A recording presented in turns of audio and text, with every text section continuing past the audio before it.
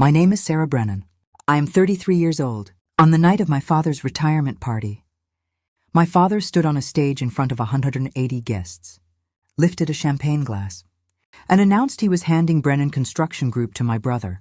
At midnight, he said, "I am passing everything I built to my son Liam, the one who actually showed up." The room erupted, champagne raised. The band played something my father had probably requested 3 months in advance. My husband Daniel found my hand under the table and squeezed it once. I squeezed back. Everyone counted down. 10, 9, 8, confetti loaded. Noisemakers out. My brother stood on that stage like he had been standing there his whole life. But here is what none of them knew. Not my father, not my brother, not the 180 people holding their glasses. I had been preparing for that moment for 16 months. And at exactly midnight, I pressed send. I grew up in a 4-bedroom house in East Nashville, the kind of neighborhood where everyone knew your father's name before they knew yours. My father, Thomas, founded Brennan Construction Group 26 years ago, with 2 flatbed trucks, a borrowed office in a strip mall, and a handshake reputation that took him a decade to build into something real. By the time I was in high school, the company had 40 employees and 3 active job sites. By the time I graduated from Vanderbilt, it had 120 employees, commercial contracts across 4 states, and a name that meant something in the Tennessee construction industry. I joined the company at 24, not in finance, not in operations, in human resources. People thought that was strange. My father's daughter, Vanderbilt business degree, and she chose HR, but I had a reason. I had watched my father build that company on relationships. The foreman who had been with him since year 1, the project managers who turned down other offers because Thomas Brennan kept his word. The administrative staff who stayed through 3 recessions because they trusted the man who signed their checks. I understood that the most important asset in a construction company was not the equipment or the contracts. It was the people who showed up every morning and did the work. I wanted to protect that. I restructured the benefits program in my first year, negotiated a better health insurance package that saved the company $340,000 annually and improved coverage for every fled employee, built the onboarding system from scratch, created the performance review framework that linked compensation to output for the first time in company history. By 28, I was head of HR, the youngest department head in company history. I had access to every employment record, every compensation fill, every termination document, every HR complaint, every exit interview. I knew who had been hired and who had been let go and why. And I kept every single piece of paper. Documentation is protection. I had learned that in my first year. I had never stopped believing it. My brother Lam joined the company 3 years after me. He was 26. My father gave him the title of VP of Investor Relations, a corner office, a company car, an expense account, and an assistant named Greg who did most of the actual work. Liam was charming in the way that works in rooms full of people who want to believe in something. He smiled the right way. He told the right stories. He had our father's jawline and our grandfather's gift for making a room feel like it was the most important room he had ever been in. What Liam did not have was accountability. His division had no measurable output tied to performance. Investor relations at Brennan Construction Group meant attending industry events, hosting quarterly dinners for the company's private investors, and maintaining relationships with the people who had committed capital to our growth projects. On paper, it looked like a real job. In practice, it meant Liam traveled to conferences, expensed dinners, shook hands with people who were impressed by our father's name, and called it work. My father had a saying I first heard when I was 17, sitting at the kitchen table doing homework while he talked to my mother about the future. He said, "A son builds the legacy, a daughter preserves it." Spent 9 years preserving something my father never fully saw me building. And my brother spent 3 years quietly dismantling something nobody was watching closely enough. My father announced his retirement 14 months before the party. He called a family dinner. Thomas, Carol, Liam, Liam's girlfriend Amber, Daniel, and me. A Sunday evening in October. Pot roast, my mother's recipe. The good china, the kind of dinner that had an agenda before anyone sat down. Thomas set down his fork and said, "I want to talk about what comes next." He had been thinking about this for 2 years, he said. He was 61. He wanted to step back. The company was strong. The timing was right. He looked at Lam. "I want you to be ready. Ready for what? To lead. Liam sat up straighter, smiled the way he smiled when a room was deciding something in his favor. What does that look like? Thomas said. Co-CEO starting January. Full transition by the retirement party in the spring. Board approval in February. He looked around the table. Clean handoff, no drama. I set down my fork. Have you considered a formal evaluation process? Board level. Independent criteria for the successor role? The table went quiet the way tables go.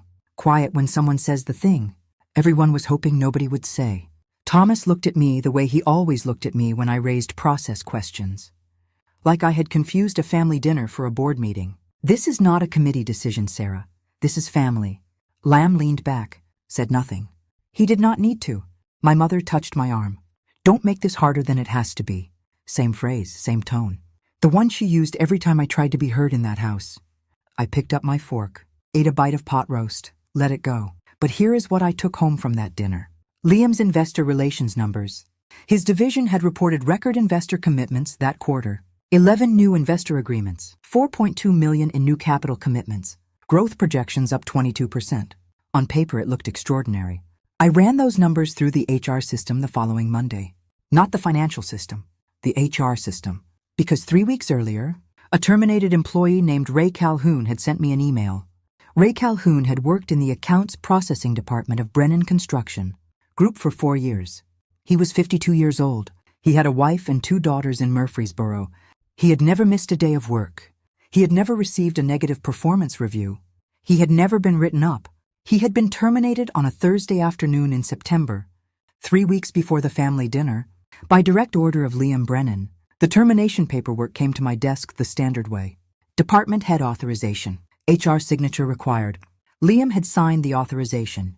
Reason listed. Restructuring of accounts processing function. I had processed hundreds of terminations. I knew what restructuring terminations looked like. They came with documentation. Reorganization plans? Role elimination memos. Position elimination notices filed with the state workforce agency. Liam's termination of Ray Calhoun had none of that. Just a one-line authorization. Restructuring. And Liam's signature. I signed the HR paperwork because I had to. I processed Ray's final pay and severance. I gave him the standard exit interview. He was quiet, answered my questions in short sentences, thanked me for my time. Then he stopped at the door of my office, turned back, and said one thing. I found something I was not supposed to find. I asked him what he meant. He shook his head, walked out. I let him go, but I wrote the date and the exact words in my HR log. I found something I was not supposed to find. 3 weeks later, after the family dinner, Ray Calhoun sent me an email at 11 p.m. on a Tuesday. It was 4 paragraphs long. He said he had thought about staying quiet. He had a family. He needed another job. He did not want trouble. But he had been processing investor fund transfer requests for 2 years, and he had noticed something. That did not make sense. Investor capital commitments were being routed through a holding entity called Meridian Capital Partners, LLC, before being credited to Brennan Construction Group project accounts. The routing added 2 to 3 days to every transaction. The holding entity was not listed anywhere in the company's official documentation. He had asked Liam's assistant Greg about it once. Greg had told him to process the transfers as instructed and not ask questions. 2 weeks later, Ray had been terminated. I read that email 3 times. Then I printed it, put it in a folder, put the folder in my bag, drove home. Daniel was in the kitchen when I came in. He looked at me carrying a printed email in a folder and said, "What did you find?" I set the folder on the kitchen table, sat down. I do not know yet, but I think someone has been using the company's investors as a piggy bank. He pulled out a chair, sat across from me. He did not ask me to explain further. He waited. That weekend, Daniel and I spread everything across the dining room table. Ray's email in the center. Every investor fund transfer record I could access through the HR compliance system on the left. Every Liam-authorized document in the right. Daniel was a senior associate at a corporate litigation firm. Not securities law exactly, but close enough. He looked at Ray's description of the routing structure and said one word: shell. He pointed at Meridian Capital Partners LLC. This entity should appear in every SEC filing and investor disclosure if it is handling capital commitments for a publicly... Wait, is Brennan Construction publicly traded? No, private. He sat back. Then the SEC angle is different. But if investor funds are being routed, through an undisclosed entity before reaching company accounts, and investors were not told about the routing. That is still wire fraud. Potentially investor fraud depending on what the holding entity is doing with the capital. During the 2 to 3 day window, what would it be doing? He looked at me. What do most people do with other people's money when they think nobody is watching? I pulled up the Tennessee Secretary of State Business Registry on my laptop. Meridian Capital Partners, LLC, registered 11 months ago. Registered agent? A law firm in Brentwood. Single member LLC, member name, not publicly listed.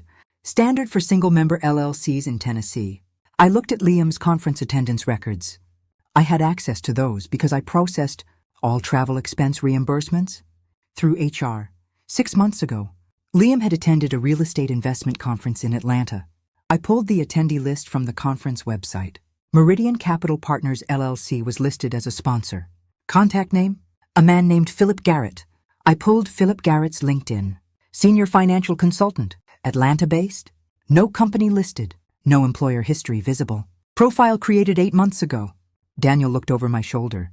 Someone made that profile when the scheme started. I know. He was quiet for a moment. Sarah, if Liam has been routing investor capital through a shell entity and using the float, the 2 to 3 day window, to generate returns he is keeping personally, that is not just internal fraud. Those investors trusted the company with their money. That is a breach of fiduciary duty at minimum.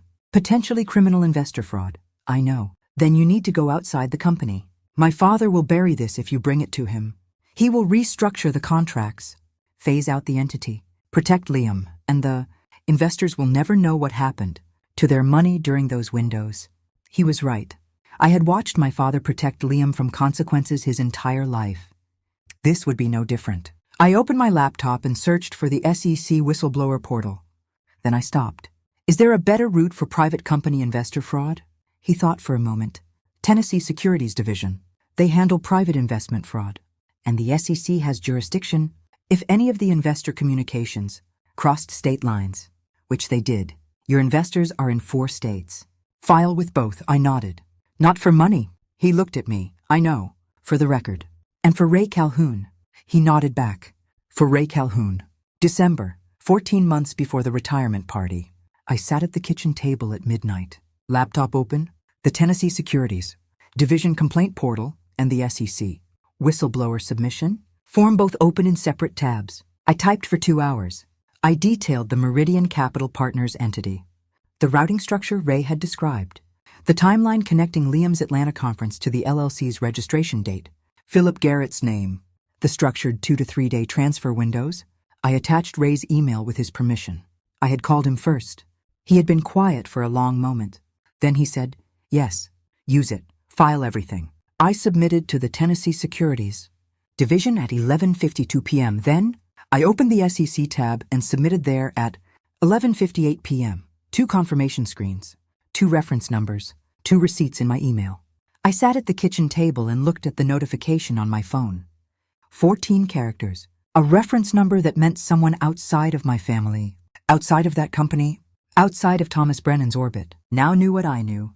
I took a screenshot of both confirmations, saved them in an encrypted folder on a thumb drive, put the thumb drive in our home safe next to our marriage certificate and Daniel's grandmother's ring. At work the next Monday, I walked in at 7:30 like always, said good morning to the receptionist, got coffee, sat at my desk, opened the HR quarterly compliance report Thomas had asked me to prepare.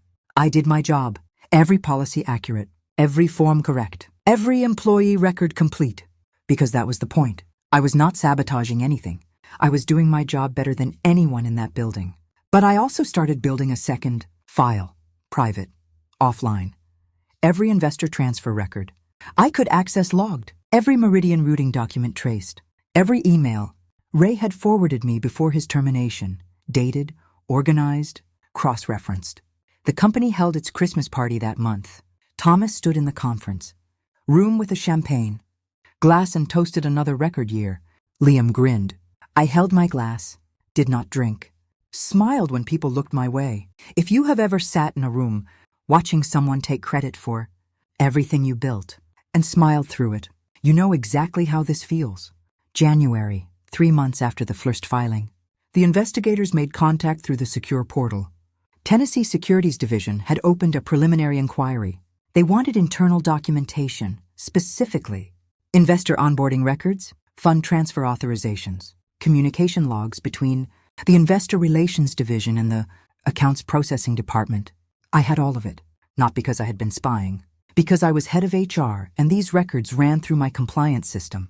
I compiled the second submission over 4 weekends, organized by category. Transfer records on top, investor agreements in the middle, internal communication logs at the bottom, uploaded through the secure portal on a Sunday evening while Daniel read on the couch.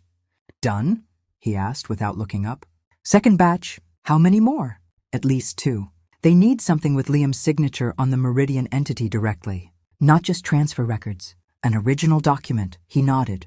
We did not discuss it further. At work, Thomas announced a company-wide meeting for February. Subject line on the calendar invite: the future of Brennan. Construction group. Everyone in the building knew what that meant.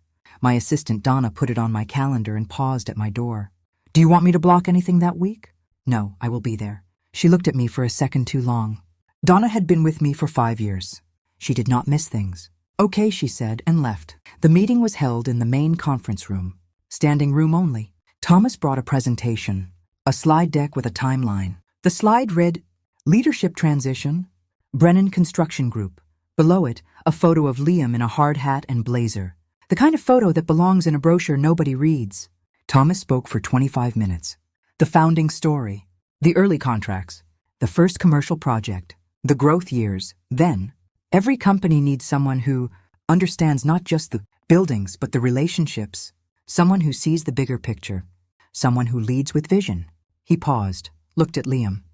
I am proud to say that my son, Liam Brennan, will begin serving as CEO this spring with full transition at my retirement celebration in September. Applause, the polite kind, the kind that fills a room without conviction.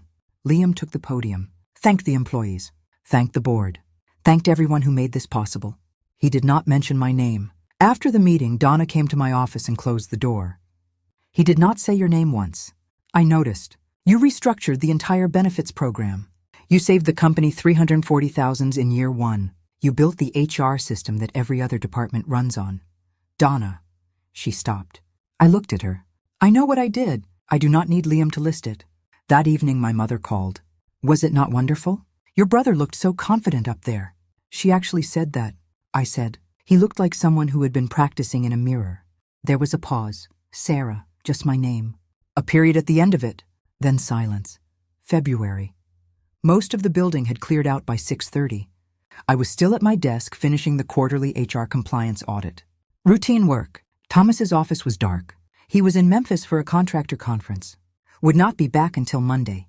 Thomas kept his original documents in a locked filing cabinet behind his desk. He was old-fashioned that way. Digital copies lived on the server. Originals lived in the cabinet. Paper does not lie, he used to say. I had watched him open that cabinet dozens of times over 9 years. He kept the key in the center drawer of his desk, tucked inside a leather card holder he had received at a Chamber of Commerce dinner 12 years ago. I walked into his office. The hallway light cut a stripe across the floor. I opened the desk drawer, found the card holder. The key was inside, small, brass, slightly worn at the edge. I opened the cabinet. Second drawer, investor relations files, 12 folders. The fourth one was labeled Meridian Capital Partner Active. Inside, an original investor fund routing agreement signed by Liam Brennan and countersigned by Philip Garrett. Terms, all investor capital commitments to be routed through Meridian Capital Partners LLC prior to crediting to BCG project accounts. Processing fee, 1.8% of all routed funds retained by Meridian. Processing fee, 1.8% of every investor dollar that passed through Meridian Capital. Partners retained by an entity Liam controlled, without investor knowledge, without disclosure in any company document. I photographed every page, front and back, 19 images. I returned the folder to its exact position, locked the cabinet, key back in the card holder, drawer closed, badge out, parking lot, car. I drove home with both hands on the wheel. My hands were not shaking. They were completely still. That was the thing about finding proof after 14 months of suspicion. It did not feel like shock. It felt like the last piece of a puzzle clicking into place so cleanly you could hear it. Margaret Holt had been on the board of Brennan Construction Group for 7 years. Retired COO of a regional engineering firm. Precise. Patient. The kind of woman who arrived at board meetings 15 minutes early and left knowing more than she had when she walked in. She had been a quiet mentor to me since my 3rd year. Occasional lunches. No agenda, just conversation. That March, I asked her a question I had never asked before. Margaret, when you were CEO, did you ever see investor arrangements that were not fully disclosed in the company filings? She set down her tea, looked at me over the rim. Once, I brought it to the board. They formed a subcommittee. The subcommittee met 3 times. Then the arrangement was reclassified as a standard processing agreement, and the conversation ended. What happened to the people involved? Still with the company as far as I know. She paused. Is this about Meridian? I stopped breathing for a second. Margaret leaned forward slightly. I have been reading financial statements for 30 years, Sarah. 3 months ago, I noticed investor fund transfers running 2 to 3 days longer than standard. I looked for a routing entity, found references to Meridian Capital Partners in 2 processing logs. Why did you not say anything? Because the last time I said something inside these walls, the subcommittee met 3 times and nothing changed. She picked up her tea. But you have something I did not have. What? Access, documentation, and a husband who understands civil litigation. I did not confirm anything. She did not ask me to. She just said, whatever path you are on, see it through. I finished my lunch. We talked about her garden. She told me about a construction project her neighbor was doing. We did not mention Meridian again. April, the 3rd submission. This one was different from the first 2. The first 2 had been transfer records and routing documentation. Numbers and patterns. This one had names and faces. I uploaded the photographs of the original Meridian Capital Partners routing agreement. Liam's signature. Philip Garrett's countersignature. The 1.8% processing fee clause. The corporate registration for Meridian Capital Partners, LLC from the Tennessee, Secretary of State, and Philip Garrett's conference. Registration from the Atlanta Real Estate Investment Conference 7 months earlier, listing both Liam Brennan and Philip Garrett as registered attendees at adjacent exhibitor booths. The investigator responded within a week.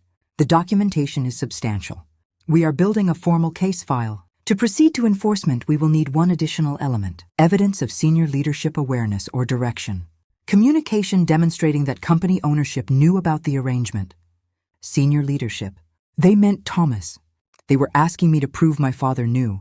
I sat with that for 2 weeks. Not because I doubted it, because proving it meant something I could not take back. The following Thursday, Thomas took me to lunch. A steakhouse on Broadway, just the 2 of us. That almost never happened. He ordered a bourbon, leaned back. Sarah, I know the transition plan is not easy for you. You have given more to this company than most people understand. But passing leadership to Liam, it is the right thing for the family. I looked at him across the table. The man who had built something real and confused his son's last name for merit. I understand, I said. I understood more than he knew. The evidence of executive knowledge was somewhere in his office in a filing cabinet behind a brass key. A Thursday evening. Thomas was in Knoxville for a site inspection. 2 days away. I went to his office at 7. Building nearly empty. Motion sensor lights in the hallway. The key was in the card holder. Same as before. Same worn edge on the brass. Same weight in my palm. Opened the cabinet. This time I was not looking for the Meridian routing agreement. I was looking for a folder I had seen the last time but not opened. Labeled LB Investor Review. LB Liam Brennan. Inside, a printed email chain between Thomas and Liam. Dated 9 months earlier. Subject line: Re-Meridian Quarterly. Keep this between us. The first email was from Liam. Dad, Meridian Q2 processing is complete. Phil has the transfer summary. Same structure as before. Fee income is up 14% from '01. Thomas's reply: I have reviewed the arrangement. The numbers are acceptable. Make sure the routing documentation stays internal. I will manage the board if questions come up. I read it twice, 3 times. I will manage the board if questions come up. Thomas Brennan had not just known about the Meridian arrangement. He had approved it. He had directed Liam to keep it internal. He had told his son he would handle the board. My father had built a wall around his son's fraud and called it protection. I photographed both pages, returned the folder. locked the cabinet, key back in the card holder, walked out. At home, Daniel was at the kitchen table. I sat across from him and handed him my phone. He read the photos, exhaled, closed his eyes. This is what they needed, he said. Executive-level knowledge with a direct instruction to conceal. I took the phone back, looked at Thomas's words on the screen. I will manage the board if questions come up. And I thought about another phrase he loved, the one about Liam, the one who actually showed up. The irony was not complicated. It was just complete. June, I need to tell you about something that happened between the fourth submission and the retirement party, because it changed the weight of everything. A former project coordinator named Diane Marsh called me. She had worked in the investor relations support team for 2 years. She had been terminated 4 months earlier. Reason listed on her termination paperwork: performance issues. I had processed her termination. The performance documentation had been thin, standard enough to hold up but thin. Diane told me she had been asking questions about the Meridian routing for 6 months before she was let go. She had noticed the 2 to 3 day float in investor transfers. She had asked Greg, Liam's assistant, about it. Greg had told her it was a standard processing arrangement. She had asked again 2 months later. Greg had told Liam.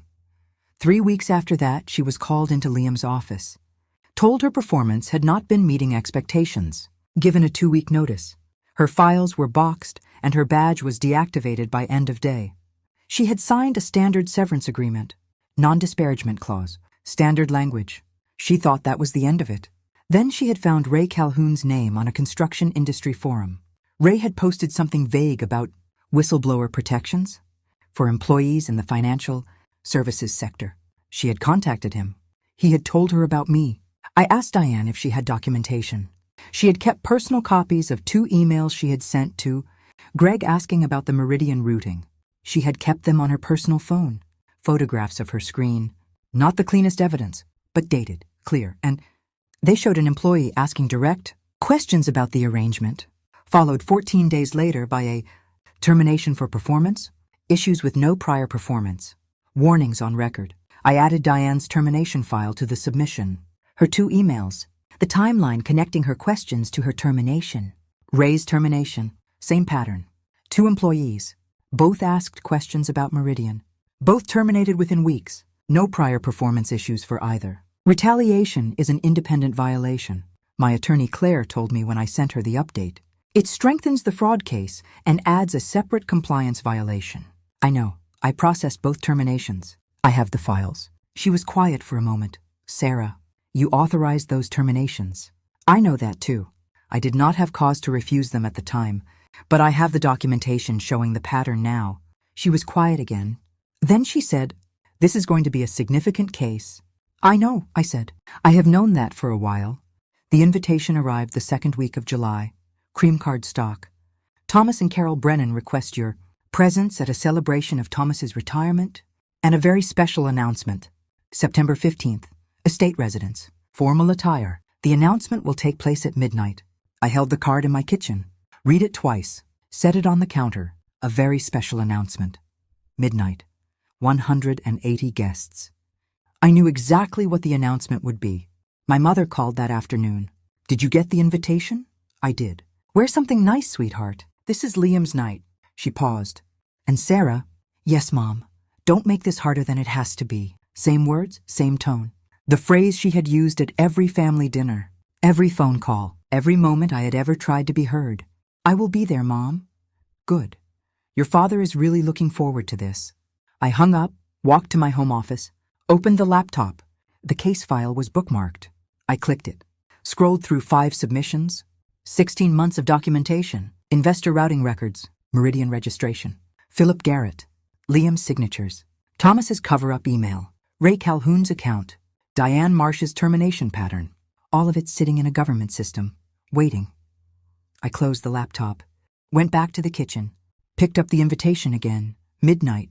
I opened my closet. I picked out a dark green fitted dress and pearl earrings my grandmother had left me. Simple, clean, the kind of outfit that does not ask for attention, but does not apologize for being in the room. I would be there, and I would bring my phone. August, my attorney Claire called. Tennessee Securities Division has confirmed the investigation is active. Federal coordination with the SEC is confirmed. Formal enforcement referral is on the table pending one final element. What element? A current transaction. Something recent. Something that demonstrates the scheme is still ongoing and not historical. I understood. I needed a fresh meridian routing, dated within the past 60 days. I went back to the transfer records. The August investor fund cycle was due. I waited. The third week of August, a transfer authorization request landed on my desk. Routing slip attached. Liam's division.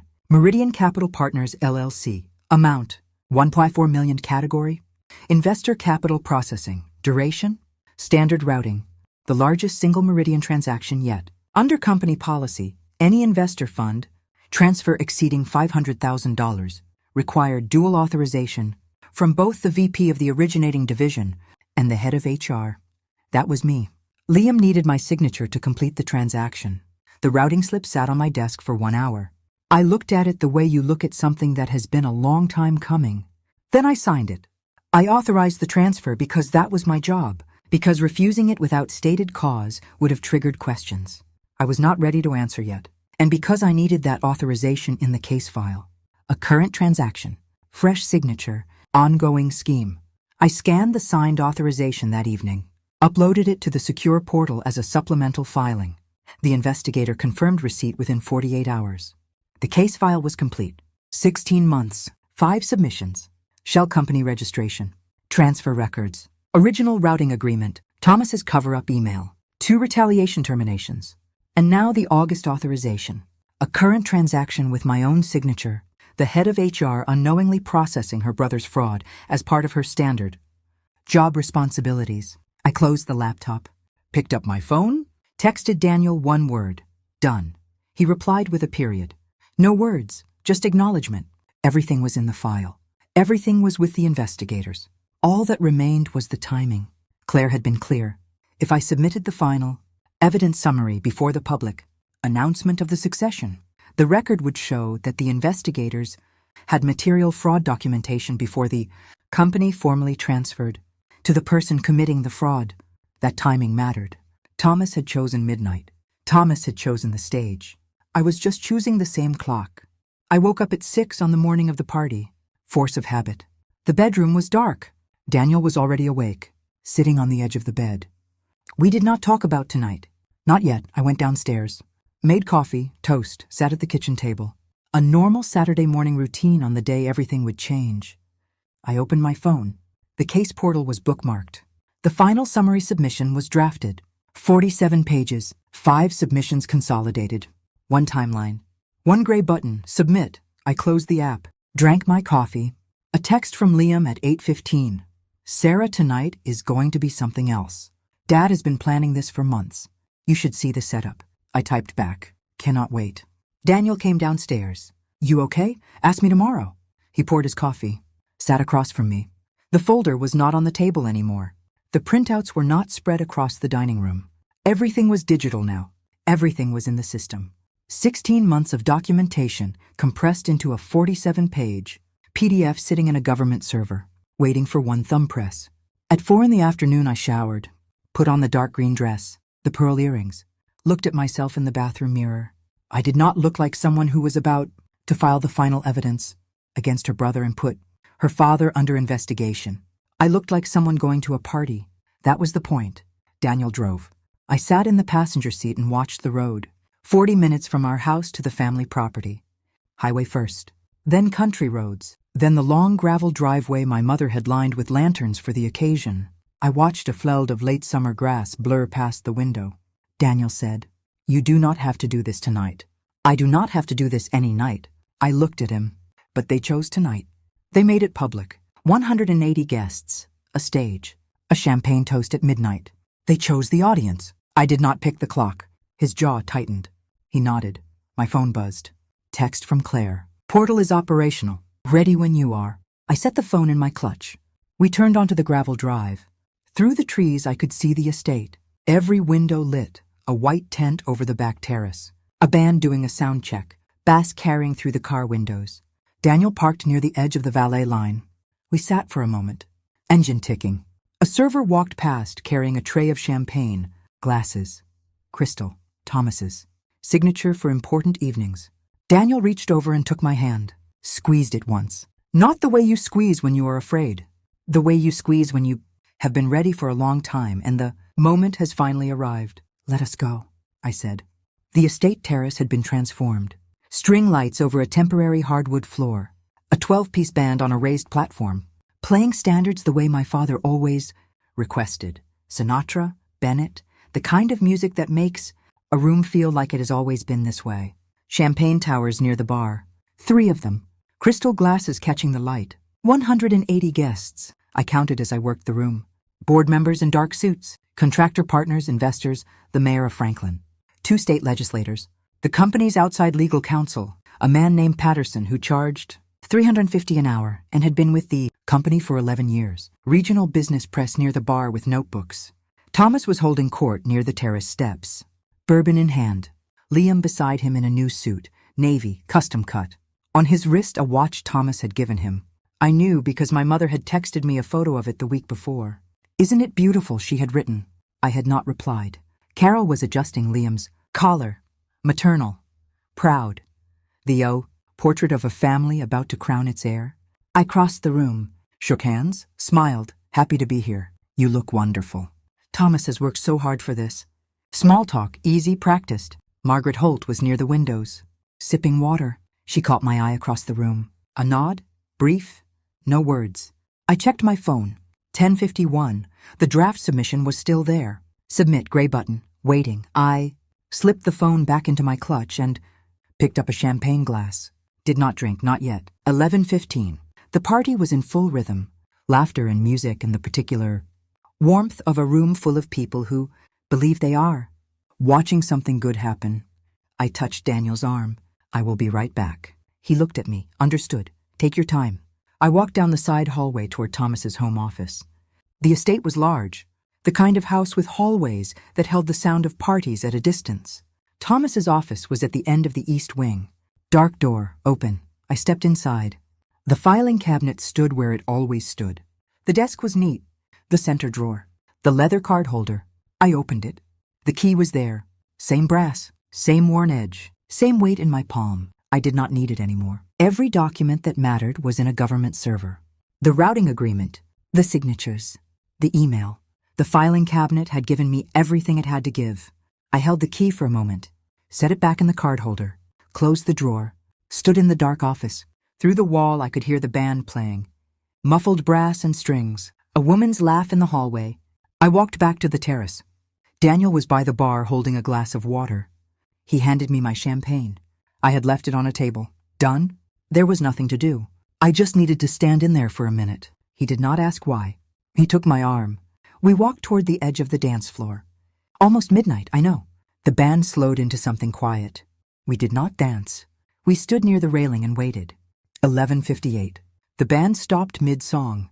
Thomas walked to the raised platform at the center of the terrace. Someone handed him a microphone. Someone else handed him a champagne. Glass. Fresh. Full. Bubbles rising in the string lights. The terrace went quiet. 180 faces turned toward the stage. Thomas cleared his throat. 26 years ago, he said, I started this company with 2 trucks and a line of credit that took me 3 banks to secure. A warm laugh from the crowd. He had told that story 100 times. He was good at it. He traced the history. The early contracts. The first commercial project. The first payroll he had covered personally when cash flow ran short.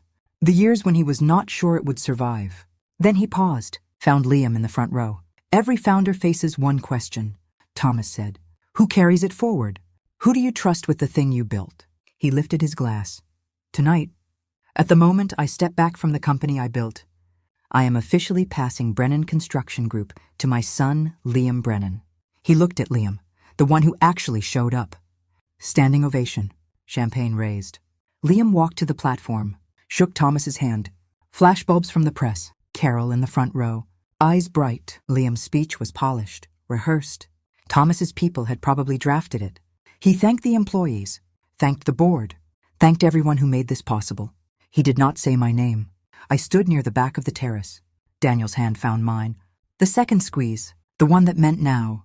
Someone started the countdown. 10. I opened my clutch, took out my phone, unlocked it. 9. Opened the portal. The draft submission loaded. 47 pages, 1 timeline, 1 gray button. 8. Submit. My thumb hovered over it. 7. Daniel leaned. Close. You are sure? 6. I have been sure for 16 months. 5. I took a breath. 4, 3, 2, 1. Midnight. Fireworks over the back field. Gold and silver and white against a September sky. The terrace erupted. Noisemakers. Champagne corks. The band launched into something triumphant. Confetti from somewhere above the lights. I pressed the button. Loading circle. Then submission received. Reference number. Timestamp 12:04. AM Central Standard Time, 4 seconds past midnight. I closed the app, locked the phone, put it back in my clutch, picked up my champagne glass, took 1 sip. The bubbles were still fresh. My phone buzzed inside the clutch. Confirmation email, same notification sound. I had heard 16 months ago when the first tip was accepted. I silenced it without looking. Daniel pulled me close. Happy New Year, he said, then caught himself. Happy new chapter. I leaned against him. Happy new chapter. For 9 minutes the party continued. The band played. People danced. Liam accepted congratulations near the platform. Thomas shook hands by the bar. Carol posed for photos with the press. Daniel and I stood near the railing, my phone in my clutch. The most important filing I had ever submitted already in a government server. 9 minutes of normal, then the first phone buzzed. 12:09, Patterson. The outside legal counsel was near the catering station. His phone buzzed. He pulled it from his jacket. Read the screen. Read it again. The law firm ran an automated regulatory monitoring system for all corporate clients. Any new state securities filing or SEC whistleblower confirmation that referenced Brennan Construction Group triggered an immediate alert. Standard service. Most companies with outside counsel had one. The kind of thing nobody thinks about until the alert actually fires. It had just Fred. Patterson set down his glass. His face changed. Not panic, not anger, the specific expression of a lawyer calculating how much everything just got worse. He walked toward Thomas. Measured pace. The walk of a man who knows that what he is about to say cannot be unsaid. Thomas was still near the bar, champagne in hand, smiling at a board member. Patterson leaned close to Thomas's ear. I could not hear the words from across the terrace, but I could read the posture. Patterson's hand on Thomas's shoulder. Thomas's smile dropping. Not gradually, all at once, like a switch. Thomas set his champagne glass on the nearest table. Did not finish it. The glass sat there untouched, bubbles rising and going nowhere. He turned. His eyes moved through the crowd, past the dancers, past the servers, past Liam near the platform, and they found me standing near the railing. Daniel beside me, my champagne in my hand. I held his gaze. I did not look away. He looked at me for what felt like a full minute. Then he turned back to Patterson. 12:13. Thomas pulled Patterson and Margaret Holt to the corner by the terrace doors. Urgent conversation. Margaret had her phone out. She was nodding. Her expression did not change. She had been waiting for this, Liam noticed. He had been accepting congratulations near the platform. He crossed the terrace. Dad, what is going on? Thomas did not look at him. Not now.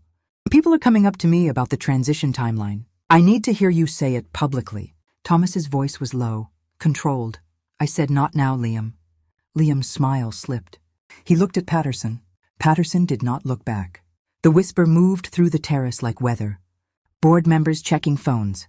A cluster of suits near the bar heads together. 2 directors looked at each other across the terrace and one of them mouthed something I could not read. Margaret was standing near the bar, not checking her phone, watching, patient. Carol crossed from the photos to Thomas. What happened? You look pale. We have a situation. What kind of situation? Thomas's voice was low, but it carried.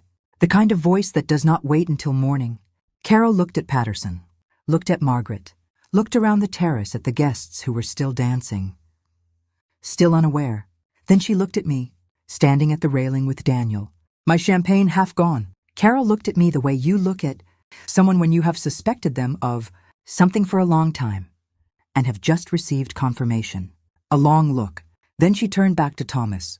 The band was still playing, but the energy had shifted. Everyone could feel it. 12:18. Thomas walked back to the platform. Slow, measured. The walk of a man carrying something invisible and very heavy. He signaled the bandleader. 1 raised hand. The music stopped mid-phrase. Trumpet cut short. Piano silent.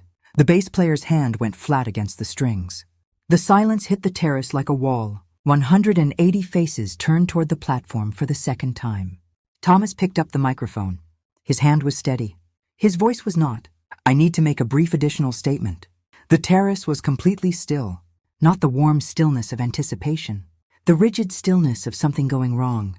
Due to a regulatory matter that has just come to our attention, the leadership transition I announced earlier will be placed on hold, effective immediately, pending review. Silence, the kind of silence where you can hear champagne, bubbles at the surface. Liam was standing 4 feet from the platform, his glass still in his hand. What? He stepped forward. Dad, you just told 180 people that I am taking over. You stood on that stage. I said the transition is on hold. Liam's face went pale. You cannot just... Dad, people flew here for this. I said it is on hold, Liam. Thomas's voice cracked. Not with emotion, with authority running out. Liam's watch, the one Thomas had given him for Christmas, caught the string lights. Murmurs spread across the terrace. Guests looked at each other. The band leader stood frozen. A champagne glass clinked against a table behind me. A caterer paused mid-step near the dessert station. I stood near the back railing. Daniel beside me, my champagne in my hand. I took one more sip. The band did not play again. 12:25. The party was dissolving. Guests reaching for coats. Polite goodbyes at the terrace steps. Thank you for a lovely evening. Drive safe. Happy to have been here. The language of people who witnessed something they cannot explain and have decided to leave before they understand it. Liam was near the side gate, phone pressed to his ear, pacing, his voice carrying through the night air but not his words. Only the pitch, high, urgent. I walked down the side hallway toward the coat closet. Thomas was sitting on the bench near the staircase, alone, jacket unbuttoned. Hands on his knees. He looked 10 years older than he had 2 hours ago. He saw me. It was you. Not a question. I said nothing. I stood in the hallway and let him fill the silence. How long? 16 months. He exhaled, long and slow, the kind of breath that empties a room. I knew about the meridian arrangement. I thought I could contain it, phase out the routing before the end of the year, clean up the transfers. I was not going to let it go further. You were not containing it, I said. You wrote an email telling Liam to keep the documentation internal and that you would manage the board. He stared at the floor. I built this company so my son would have something. Something real. Something that lasted. He looked up. His eyes were red but dry. I know Liam is not you. I have always known that. I just could not let your grandfather's story be the end of mine. I stood there. I let that sentence land. My father, 61 years old, sitting on a bench in a hallway while his retirement party collapsed around him, trapped by a story that had ended before I was born. Dad. Grandpa Brennan did not lose his company because he had no son. He lost it because he never trusted the people who were actually doing the work. Thomas looked at me. He did not speak. Carol appeared at the end of the hallway. Coat on, clutch in hand. She walked toward me, her heels precise on the hardwood. Thomas did not stand. Do you understand what you have done to this family? Her voice was tight, controlled, every crack smoothed over. The same voice she had used my entire life to keep things in place. To this company, to everything your father built. I knew what was coming. I had been waiting for it for 16 months. Don't make this harder than it has to be. Same words, same tone. The 6 words she had used at every Thanksgiving, every phone call, every moment I had ever tried to be heard. I looked at her. Level. Clear. It was already hard, Mom. My voice did not rise. I did not need it to. You just did not notice. She opened her mouth, closed it. Her jaw worked. Nothing came out. For the first time in my life, Carol Brennan had no response. No redirect. No smoothing. She turned, walked to the front door, did not look back. Daniel appeared with my wrap over his arm. He handed it to me. I put it on. We walked to the front door together. The driveway was lined with departing cars, red taillights down the gravel path. The catering team was already breaking down the bar. I stopped at the car, looked back at the estate. Every window still lit. A big house full of people leaving. Daniel opened the door for me. I got in, he drove. We did not speak for the first 20 minutes. Then, you okay? Not yet, but I will be. He reached across the console, found my hand, left it there. I watched the road and thought about Ray, Calhoun in Murfreesboro, and Diane Marsh, who had asked one too many questions and been terminated for it. I thought about the 47 pages in the government server. I thought about a woman who had restructured benefits and rebuilt HR systems and processed payroll for 120 people and never once had her name said on a stage. That was over now. One way or another, that was over. The aftermath came in waves. First week, Brennan Construction Group filed a regulatory disclosure with the Tennessee Securities Division acknowledging an inquiry into investor fund routing practices. Within the Investor Relations Division, 2 board members called me directly off the record. They wanted to understand the scope. I directed them to Claire. Second week, the board convened an emergency session. 5 hours. When they came out, Thomas had agreed to step back as CEO pending investigation outcome. No negotiation. No timeline. Effective immediately. Margaret Holt was named interim board chair. Third week, Liam was placed on administrative leave. His VP title suspended. Access badge deactivated. The Meridian Capital Partners LLC accounts were frozen by court order. Philip Garrett was served with a subpoena at his home in Atlanta. The board asked me to serve as interim chief HR officer with expanded operational authority pending a permanent leadership appointment. I accepted. My first act was a full audit of every vendor and investor relationship across all active job sites, transparent, documented, by the book. Ray Calhoun received a formal, written apology from the company and a settlement for his wrongful termination. Diane Marsh received the same. I processed both letters personally. The 120 employees kept their jobs. The company did not collapse. It stabilized. I restructured the investor relations function within 60 days, replaced the Meridian routing with direct processing, full disclosure to all investors about the historical routing arrangement. 3 investors withdrew their commitments. 12 stayed. The payroll cleared every 2 weeks without interruption. Liam called me once. I let it go to voicemail. His message was 4 words. I hope you're happy. I deleted it. Thomas sent a letter handwritten. 3 sentences. You were always the one who actually showed up. I was too afraid of the wrong thing to say it. I'm sorry. I read it, folded it, put it in my desk drawer, did not reply. In October, a new board member asked me during a committee meeting how I came to be in the interim expanded role. I looked at her across the conference table. I was the one who actually showed up. The room went quiet. Margaret Holt smiled into her water glass. I did not say it to be clever. I said it because it was true, and because the last person to say those words had been wrong about who they described. November. Claire told me the enforcement case was progressing. Total sanctions under review exceeded $3.8 million. As a whistleblower, my award could range from $380,000 to $1.1 million. I told her I did not want to think about the number yet. I thought about the quarterly investor reconciliation instead. For the first time in 3 years, it was clean. Every transfer direct, every routing disclosed, every dollar traceable. Daniel and I planted a garden that winter. Rosemary and thyme along the back fence. Tomatoes in raised beds we built together on a Saturday. Something that grew because we tended it, something that nobody else could take credit for. Donna was promoted to HR operations manager. She cried in my office for about 4 seconds, then pulled herself together and asked when she could start. My mother called once, late November. Your father is not well. The stress. His blood pressure. I am sorry to hear that. He can call me when he is ready to talk honestly. Thomas did not call. That was okay. I did not need him to. There was a boundary now. Visible. Clear. I loved my father. I did not trust him. And I had spent 33 years learning that those are different things. You can love someone and still refuse to let them use you. You can miss someone and still hold the line. Spring came. The rosemary grew faster than expected. Daniel built a second raised bed on a Sunday afternoon. I watched from the kitchen window with my coffee and thought, this is what it looks like when something is actually yours. I used to think earning your place meant being useful, being the one who stayed late, the one who caught the errors, the one who made sure the numbers were right, so everyone else could sleep at night. I was wrong about what earning meant. Earning is not about what they let you do. It is about what you refuse to let them take. And the truth does not need a champagne toast.